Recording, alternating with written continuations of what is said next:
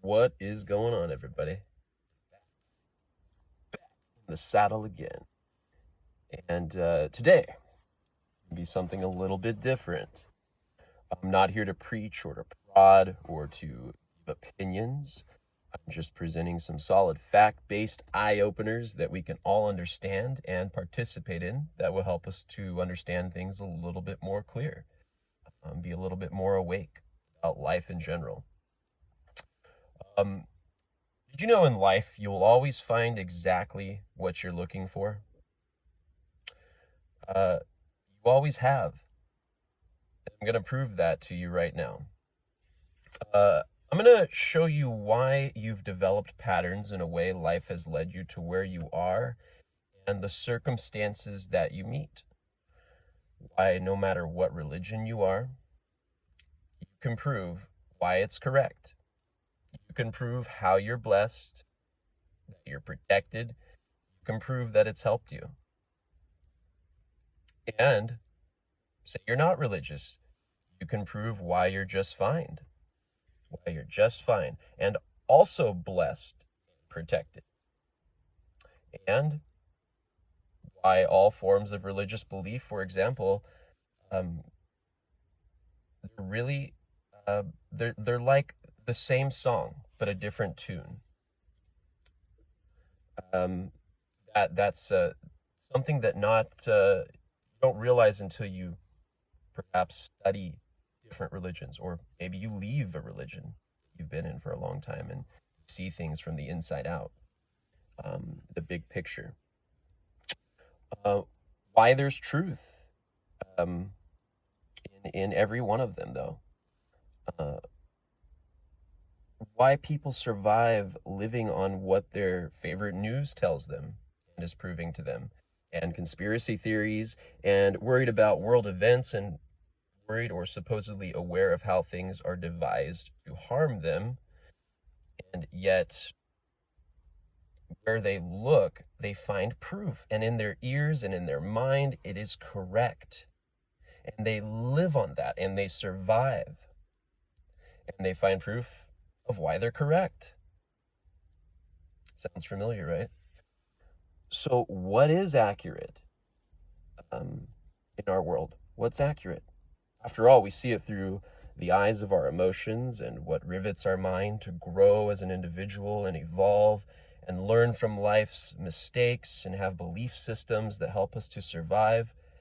Does it go to show that we create our own realities? It very well does. It also goes to show that we create, it also goes to show that there's enough room and potential in the world to literally believe and preach whatever the hell we want to have. Whatever dream we want, survive on that to make it profitable, to persuade others to believe it and to develop a system that feeds in and among itself, growing and based on its own solid formulated facts. What is the right thing? What is right? What is correct? Well, love, happiness, joy, peace, satisfaction, goodness, faith. These are all real and right and factual and accurate. After that, we're free to believe what we want and can literally live on that and survive on it just as happy as anyone else. But what if you grew up as a hermit in the mountains and you didn't watch the news, you didn't speak to other people except to trade and to barter, and you didn't live in the city where the diversity takes place, and you didn't travel to other countries to experience other cultures and religions and ways of belief that have carried them for centuries, and you didn't know about the latest sicknesses or anything? What would be accurate? All you would have is love, peace, happiness, joy, the rest, and of course, your own problems to solve. And you would thank the land or God and the universe that you're surviving and that you're creating your own reality and that we're all here and connected, and to help the world grow, whatever that level may be and whatever that may require in this life for you to learn and evolve and be ready for the next life. And how could we possibly control one another? We aren't running the universe. And when you realize that, you know, we aren't even running our own breathing. And you say, who's in charge around here? And nobody is in charge. There never was anybody in charge. There's just this happening now. And it's like they say in the Upanishads, those ancient texts of Hinduism. You're it. In other words, you're everything that's going on. You are a particular place at which the whole universe is focused. And this is why you will always find exactly what you're looking for. And I'm going to prove this to you right now.